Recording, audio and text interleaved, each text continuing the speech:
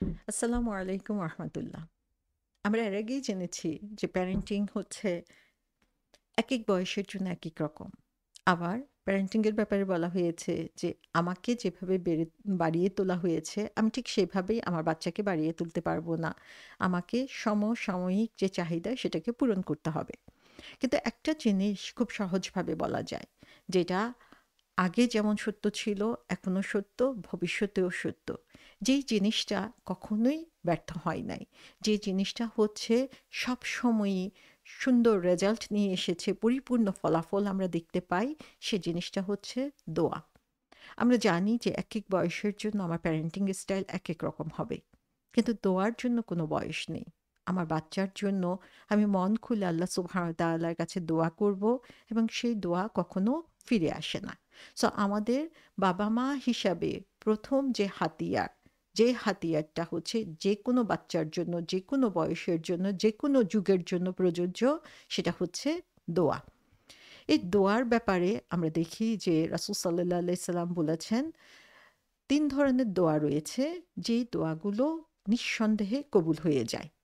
একটা হচ্ছে মজলুমের দোয়া, আরেকটা হচ্ছে সফরকারীর দোয়া, আরেকটা হচ্ছে বাচ্চার জন্য বাবা-মায়ের দোয়া। তো সুবহানাল্লাহ, যে দোয়াকে আসলে হেলাফেলা করার কোনো সুযোগ আমাদের নাই। এই দোয়া হচ্ছে খুব শীঘ্র এমনভাবে কবুল হয়ে যায় যেন তীর তার গন্তব্যস্থানে পৌঁছে যায়। তো সুবহানাল্লাহ, যে দোয়ার যে শক্তি, সেই শক্তি অনেক সময় আমরা উপলব্ধি করতে পারি না এবং সেজন্য সেটাকে অবহেলার দৃষ্টিতে দেখি। আমরা সাফার করি, আমরা কষ্ট পাই, আমরা একজন আরেকজনের কাছে বলতে থাকি বাচ্চার জন্য। কিন্তু যার কাছে বললে এটার সবচেয়ে সুন্দর সমাধান পাওয়া যাবে, সে আল্লাহ সুবহানাহু ওয়া তাআলাকে বলতেই আমরা অনেক সময় ভুলে যাই। সো আল্লাহ সুবহানাহু ওয়া তাআলার কাছে বেশি, বেশি দোয়া করার মাধ্যমে আসলে আমি আমার বাচ্চার ভবিষ্যৎকে অনেক সুন্দর করতে পারি। সো এর মাধ্যমে আসলে আমরা যখন আল্লাহর কাছে দোয়া করি, তখন আমরা যা চাই সেটা পেয়ে যাই। আবার যেটা চাই না সেটা এভয়েড করতে পারি। আবার যেটা আমার বাচ্চার জন্য সবচেয়ে বেশি উপযোগী, সবচেয়ে বেশি ভালো, সেটা আল্লাহ সুবহানাহু ওয়া তাআলা আমার চেয়ে বেশি ভালো জানেন। সে কারণে আমার দোয়ার মাধ্যমে আল্লাহ সুবহানাহু ওয়া তাআলা আমার বাচ্চাকে আসলেই সেটা দিয়ে দেন। সো দোয়ার জন্য আসলে বেসিক কিছু জিনিস আমাদেরকে সবসময় মনে রাখতে হবে। নাম্বার 1 হচ্ছে বিশ্বাস, আস্থা। যখন আমি দোয়া করি, আমাকে ফার্মলি বিলিভ করতে হবে যে আল্লাহ শুনছেন, আল্লাহ অবশ্যই এর জবাব দিবেন। এই ব্যাপারে আমার মনে বিন্দুমাত্র সন্দেহ থাকা উচিত না। আমার আস্থা যত বেশি হবে, আমি দোয়ার রেজাল্ট তত বেশি দেখতে পাবো এবং সেটা আমার সামনে তত বেশি সুস্পষ্ট হয়ে যাবে। সো যখনই আমি কোনো দোয়া করব, এই বিশ্বাস রেখে করব যে আল্লাহ সুবহানাহু ওয়া তাআলা আমার দোয়া শুনছেন এবং তিনি বলেছেন জবাব দিবেন, তিনি অবশ্যই জবাব দিবেন। এই ব্যাপারে কোনো ধরনের সন্দেহ নেই। সেকেন্ড যে জিনিসটা, সেটা হচ্ছে যে নিজেকে আমি আঁকড়ে ধরে রাখবো না যে চাইবো এই জিনিসটা কি চাওয়া ঠিক হবে? এত বড় একটা জিনিস, আমি তো জানি আমার চোখে জিনিসটা খুব অসম্ভব মনে হচ্ছে। কিন্তু এটা কি আসলে চাওয়া ঠিক হবে? সো সেকেন্ড জিনিস হচ্ছে ডোন্ট হোল্ড ব্যাক। নিজেকে আমি পিছন থেকে ধরে রাখবো না। বরং আল্লাহর কাছে আমি যখন চাইবো, তখন বড় করে জিনিসটা চাইবো, বড় জিনিসটা চাইবো। একজন রাজার কাছে আমি যখন চাই, তখন কি আমি একটা পয়সার জন্য চাইবো? আমি কি ৳১ জন্য চাইবো? $১ জন্য? একটা লুনির জন্য চাইবো? আমি আল্লাহর কাছে যখন চাইবো, আল্লাহর কাছে চাইবো আমি বড় জিনিস। সো আল্লাহর কাছে আমি যখন দোয়া করব, তিনি হচ্ছেন লর্ড অফ দ্য ইউনিভার্স, এই বিশ্ব ব্রহ্মাণ্ডের মালিক। তার কাছে কোনো কিছুর অভাব নেই। তার কাছে আমি চাইবো হচ্ছে অনেক বড় জিনিস। সো দোয়া করার সময় আমি কখনো আসলে কৃপণতা করব না। সো আল্লাহর কাছে আমি যখন চাইবো, অনেক বড় আকারে চাইবো এবং সেই ব্যাপারে আমি নিঃসন্দেহে থাকব। এবং থার্ড যে জিনিসটা, যে অনেক সময় আল্লাহর কাছে চাইতে গেলে ছোট, ছোট জিনিসগুলো আমরা ওভারলুক করে ফেলি। তো ছোট জিনিসও আমি চাইবো যে এত ছোট জিনিস আল্লাহর কাছে কিভাবে চাই? সেই লজ্জাও আমাদের থাকা উচিত না। বরং আল্লাহ সুবহানাহু ওয়া তাআলা যেমন বিশাল জিনিস আমাকে দিতে পারেন, তেমনি ছোট জিনিসও আমাকে দিতে পারেন। সো ইভেন একটা পেন্সিলও যদি আমি তার কাছে চাই, একটা জুতার জন্য আমি যদি চাই, সেটাও আমি আল্লাহর কাছে চাইবো। সো আমার বাচ্চাকেও আমি এটা শিখাবো। আমি যখন এভাবে করব এবং আমার বাচ্চাকেও শিখাবো, তাহলে তখন তারাও হচ্ছে এই ছোটখাটো জিনিস থেকে শুরু করে বড় জিনিস প্রত্যেকটা ব্যাপারেই হচ্ছে আল্লাহ সুবহানাহু ওয়া তাআলার মুখাপেক্ষী হয়ে যাবে। ৪ নাম্বার হচ্ছে, যেকোনো সমস্যায় আমি পড়ি না কেন, আমার বাবা-মা, আমার বন্ধু-বান্ধব, আত্মীয়স্বজন কাউকে বলার চেয়ে সবার আগে আমি যাকে বলবো তিনি হচ্ছেন আল্লাহ সুবহানাহু ওয়া তাআলা। যে আমি ভুলেই যাই যে একটা সিনসিয়ার দোয়ার রেজাল্ট কি হতে পারে। একটা সিনসিয়ার দোয়া কিভাবে ম্যাজিকের মতো কাজ করে। আমরা কান্না করি, আমরা ছটফট করি, আমরা অস্থির হয়ে পড়ি, আমরা মানসিক যন্ত্রণার মধ্যে ভুগি, কিন্তু আমরা আল্লাহকে বলতেই ভুলে যাই। সো আমাদের এটা অভ্যাসে পরিণত করতে হবে যে আমার যেটা চাওয়ার সেটা ফার্স্ট আমি আল্লাহর কাছে চাইবো। কোনো মানুষের কাছে অনুযোগ করব না, কোনো মানুষের কাছে এটা নিয়ে অভিযোগ করব না। আমি আল্লাহর কাছে সরাসরি চাইবো। ৫ নাম্বার হচ্ছে, এই যে আল্লাহর কাছে চাওয়া, সে চাওয়াগুলো জন্য অবশ্যই আল্লাহ যে কারো যেকোনো ভাষা আল্লাহ বুঝতে পারেন। যেভাবেই আমি চাই না কেন। কিন্তু সবকিছুরই সুন্দর একটা দিক রয়েছে। সে কারণে আল্লাহর কাছে আমি যখন চাইবো সেটার জন্য কোরআন এবং সুন্নাহর যে দোয়াগুলো, সেগুলো আমি শিখবো, সেগুলো বুঝবো এবং সেগুলোর ভাষায় আমি কথা বলতে চেষ্টা করব এবং তার মাধ্যমে আসলে আমি আল্লাহর কাছে সুন্দরভাবে কিভাবে চাইতে হয় সেটা আমি শিখবো এবং জানতে পারবো। ৬ নাম্বার হচ্ছে যে অনেক সময় আমরা কোরআনের দোয়াগুলো পড়ে থাকি, রাসূল সাল্লাল্লাহু আলাইহি ইসলামের শিখানো দোয়া আমরা পড়ে থাকি এবং এগুলো মুখস্থ করে ফেলি। এমনভাবে মুখস্থ করি যে গড়গড় করে সেটা আমার মুখ দিয়ে বের হয়ে আসছে। কিন্তু আদৌ আমি বুঝতে পারি না যে আমি আসলে কি চাচ্ছি আল্লাহ সুবহানাহু ওয়া তাআলার কাছে। তো যা আমি চাই, যে দোয়াগুলো আমি পড়ি, যে দোয়াগুলো আমি মুখস্থ করি, সেগুলোর মিনিং বোঝার জন্য চেষ্টা করব। সেগুলোর মিনিং উপলব্ধি করার জন্য চেষ্টা করব। এবং যখন আমি সেটা উপলব্ধি করব এবং মন থেকে জিনিসটা চাইবো, সেটার ইফেক্ট হবে অনেক, অনেক বেশি। এবং ৭ নাম্বার যে জিনিসটা, সেটা হচ্ছে দোয়া করার জন্য কোনো স্থান, কাল, পাত্র এগুলো বিবেচনা আমি করব না। যেকোনো জায়গায়, যেকোনো সময় আমি আর্জ ফিল করব, আল্লাহর কাছে দোয়া চাইবো।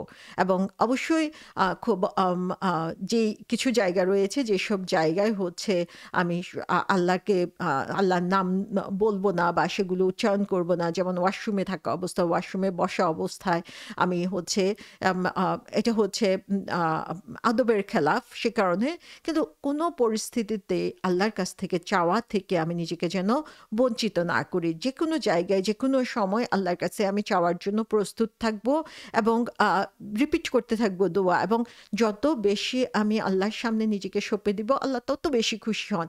তত বেশি আমার জন্য রিওয়ার্ড রেখে দেন এবং তত বেশি আমার দোয়াগুলো তিনি কবুল করতে থাকেন।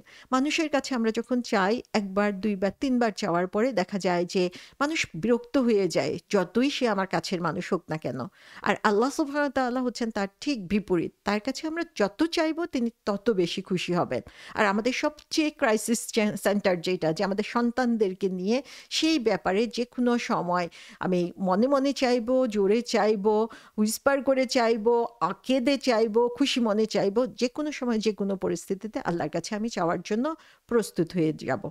এবং শেষ এবং ৮ নাম্বার পয়েন্ট যেটা, সেটা হচ্ছে যে আমি আল্লাহর কাছে দোয়া করব, দৃঢ় বিশ্বাস রেখে দোয়া করব। আস্থা আমার রয়েছে, আল্লাহ অবশ্যই সেটাকে কবুল করে নিবেন। কিন্তু তার মানে এই না যে আমি ঠিক যেভাবে চাচ্ছি সেভাবেই আল্লাহ সুবহানাহু ওয়া তাআলা আমাকে দিয়ে দিবেন। এটা আমাকে অ্যাকসেপ্ট করতে হবে। আল্লাহ আমাদের সমস্ত দোয়া শুনেন। তিনি আমাদের বিগার পিকচারটা দেখেন। আমি হয়তোবা ছোট্ট একটা জায়গায় অল্প একটু জিনিসের চিন্তা করে, আমার জ্ঞান অনুযায়ী আমি চিন্তা করছি যে এটা আমার জন্য ভালো। কিন্তু আল্লাহ সুবহানাহু ওয়া তাআলা হচ্ছে বিগার পিকচার দেখেন এবং তিনি যাকে জানেন যে এটার কনসিকুয়েন্স কি হবে। এবং আল্লাহ সুবহানাহু ওয়া তাআলা সবচেয়ে বেশি ভালো জানেন আমার জন্য কোনটা ভালো হবে এবং কোনটা ভালো হবে না। এবং সে অনুযায়ী আল্লাহ সুবহানাহু ওয়া তাআলা দেন। সো আমার কোনো দোয়া কিন্তু বিফল হয় না। কিন্তু এক্সাক্টলি আমি যেভাবে বলেছি সেভাবেই পাবো, সেটা আমি কখনোই চিন্তা করব না। বরং ঠিক যেভাবে আল্লাহ ভালো মনে করেন সেভাবেই আল্লাহ অ্যাকসেপ্ট করে নিবেন। এটা আমিও অ্যাকসেপ্ট করে নিব। সো এই যে সন্তানের জন্য দোয়া, এই ব্যাপারে যেকোনো দোয়ার জন্যই এগুলো অ্যাপ্রোপ্রিয়েট। এবং আমি যখন বাবা-মা হিসাবে সন্তানের জন্য দোয়া করব, অবশ্যই এই জিনিসগুলো আমরা খেয়াল রাখবো। এবং সন্তানের জন্য দোয়া, আমরা দোয়া করি সন্তানের জন্য জন্মের পরে, বাচ্চা যখন অসুস্থ হচ্ছে, কোনো একটা সমস্যায় পড়ছি, তখন যে আমি দোয়া করছি। কিন্তু আসলে নিয়ম কি? আসলে হচ্ছে আমি বাবা মা হওয়ার অনেক আগে থেকেই আমাকে এই দোয়াগুলো শুরু করতে হবে। আমি যখন দোয়ার পাওয়ার বা শক্তি জানি তখন আমাকে বুঝতে হবে যে এই দোয়াগুলো হচ্ছে আমি আ একদম ১ম থেকে যখন হচ্ছে আমরা সন্তানের জন্য চিন্তাভাবনা করছি আফটার ম্যারেজ যেকোনো সময় হচ্ছে আম আ উম আ উম ই সেক্সুয়াল ইন্টারেকশন হচ্ছে, তখনই হচ্ছে শিখিয়ে দেওয়া হয়েছে। রাসূল সাল্লাল্লাহু আলাইহি ওয়াসাল্লাম আমাদেরকে শিখিয়ে দিয়েছেন যে কিভাবে আল্লাহর কাছে দোয়া করতে হবে। যে বলা হয়েছে যে যখনই তুমি তোমার ওয়াইফের কাছে যাওয়ার চিন্তাভাবনা করো, এটা যেকোনো স্পাউস এর জন্যই আসলে যে স্বামী এবং স্ত্রী ২ জনের জন্যই যে তখন দোয়া করবে যে আল্লাহর নামে বিসমিল্লাহ যে, "হে আল্লাহ তুমি আমাদেরকে শয়তান থেকে রক্ষা করো এবং এই শয়তানকে আম এর মধ্য থেকে যেই জেনারেশন তুমি দিবা তার থেকেও শয়তান থেকেও তাকে রক্ষা করো। এবং আল্লাহ যদি এই রিলেশনশিপের কারণে সন্তান দান করেন তাহলে শয়তান তাকে কখনোই কোনো ক্ষতি করতে পারবে না।" সুবহানাল্লাহ! আমাদের চিরশত্রু শয়তান। সেই শয়তান থেকে আমি যদি আমার বাচ্চাকে বাঁচাতে চাই, প্রটেক্ট করতে চাই, তাহলে সেই দোয়াটা শুরু হবে একদম ১ম থেকে। সো আল্লাহ সুবহানাহু ওয়া তাআলা রাসূল সাল্লাল্লাহু আলাইহি ইসলামের মাধ্যমে আমাদেরকে এত সুন্দর একটি দোয়া শিখিয়ে দিয়েছেন, যেই দোয়ার মাধ্যমে আমরা একদম ১ম থেকেই আমার বাচ্চাকে প্রটেক্ট করতে শিখছি। প্রটেক্ট করার জন্য আল্লাহ সুবহানাহু ওয়া তাআলার কাছে চাচ্ছি।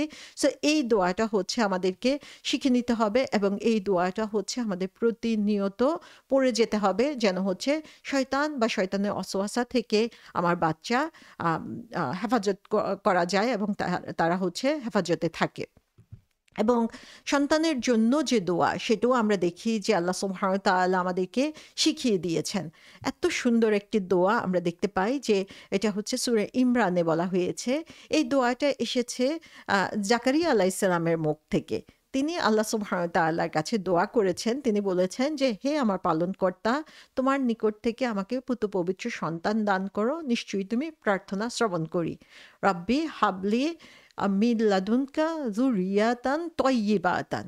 তাহলে এখানে আমরা দেখি যে জাকারিয়া আলাইহিস সালাম কে ছিলেন? সেটাও যদি আমরা একটু চিন্তা করি, সেটা হচ্ছে যে জাকারিয়া আলাইহিস সালাম ছিলেন আল্লাহর নবী।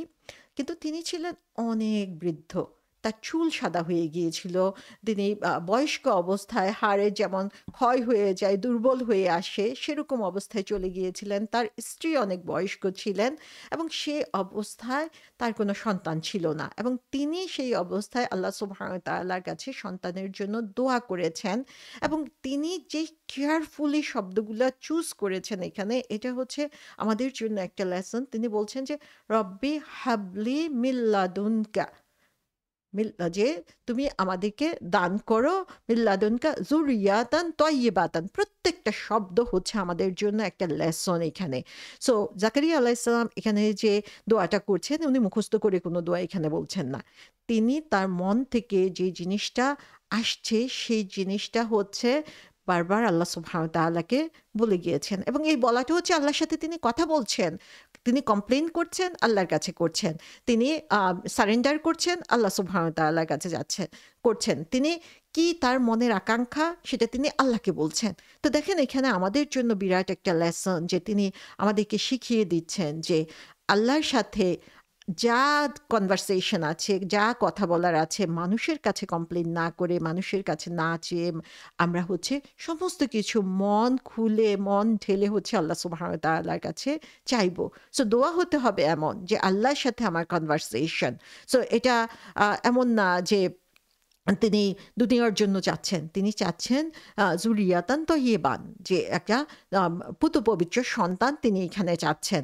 এবং এখানে আমরা দেখি রব্বি হাবলি বলছেন। হাবলি মানে হচ্ছে হাবলা শব্দের অর্থ হচ্ছে হিবা। হিবা থেকে হচ্ছে শব্দটি এসেছে। এর অর্থ হচ্ছে গিফট। তো আল্লাহ সুবহানাহু ওয়া তাআলাকে তিনি একটা গিফট চাচ্ছেন। তিনি জানেন তার বয়স হয়ে গিয়েছে। তার স্ত্রী হচ্ছে বার্ধক্যে পরিণত হয়েছেন। এমন একটা অবস্থায় রয়েছেন যে কেউ আসলে এই সময় আশা করতে পারে না যে তার কোনো সন্তান হবে এই বয়সে।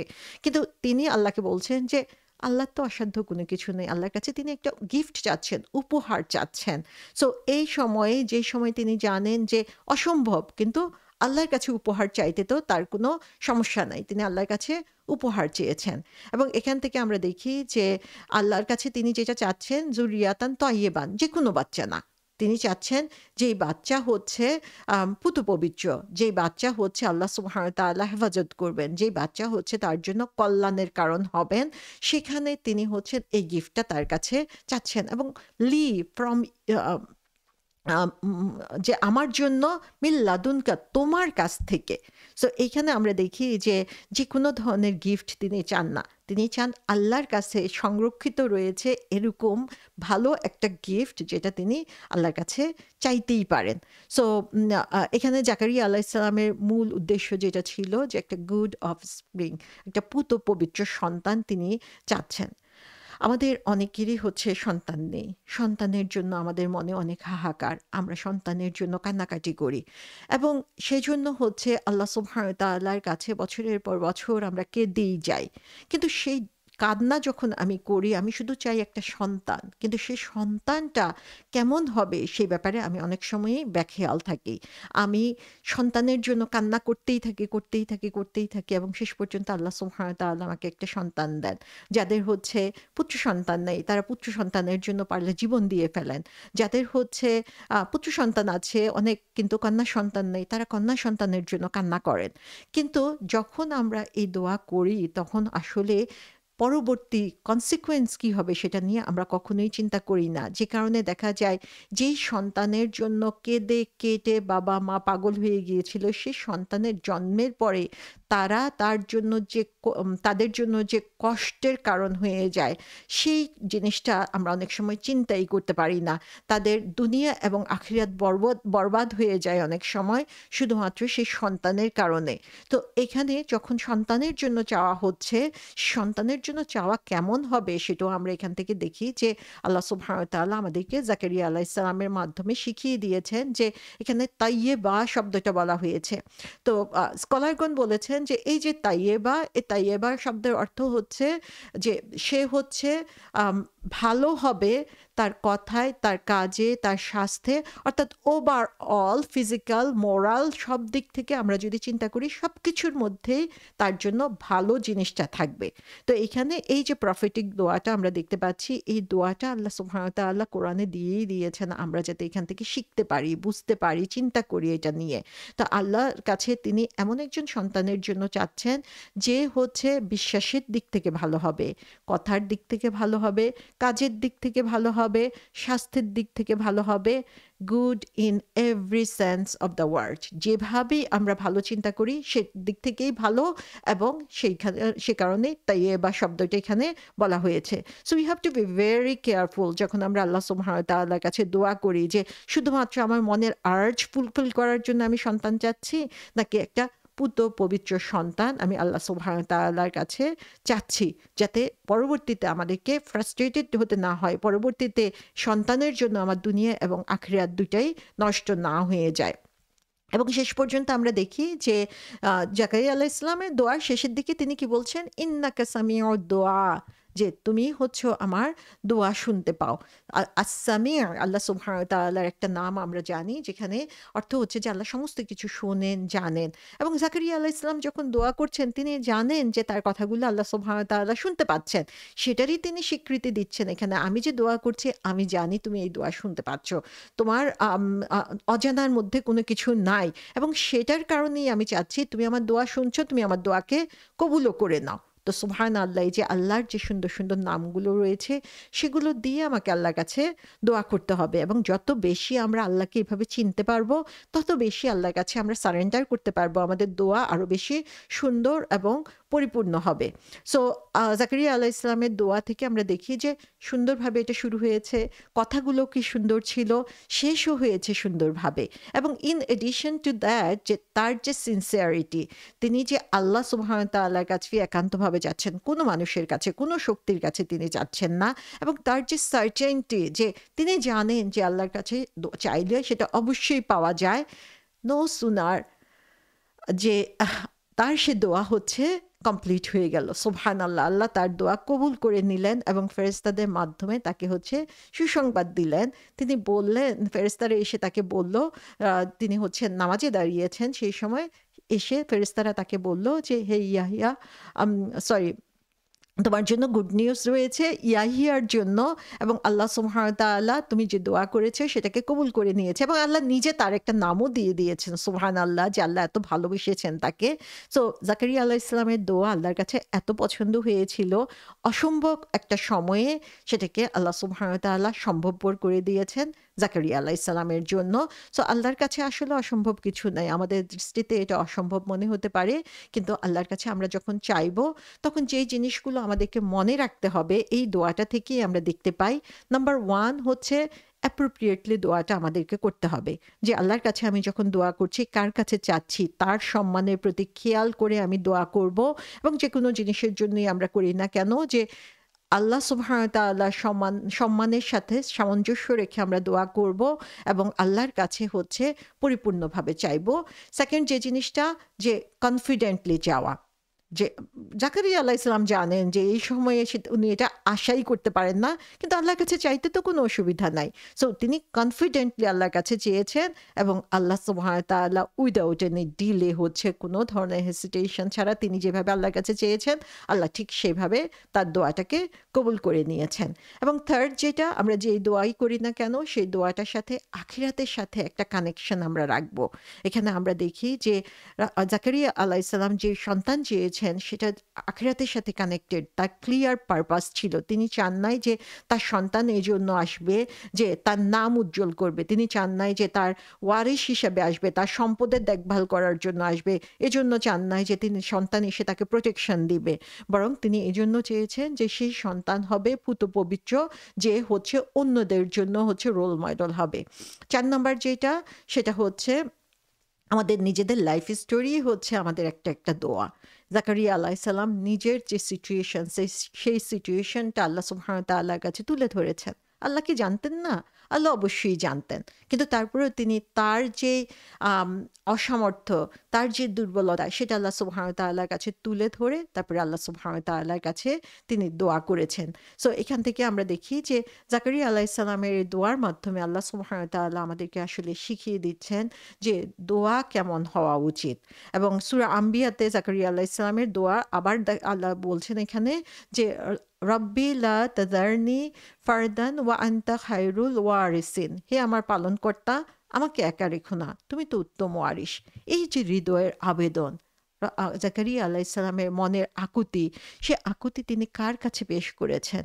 তিনি পেশ করেছেন আল্লাহ সুবহানাহু ওয়া তাআলার কাছে, যে তিনি একজন ওয়ারিস চান, এবং এই ওয়ারিস সম্পদের ওয়ারিস না, আসলে এই ওয়ারিস হচ্ছে তিনি চান এমন একজন মানুষ তারপরেও থাকবে যে মানুষকে আল্লাহর পথে দাওয়াত দিবে।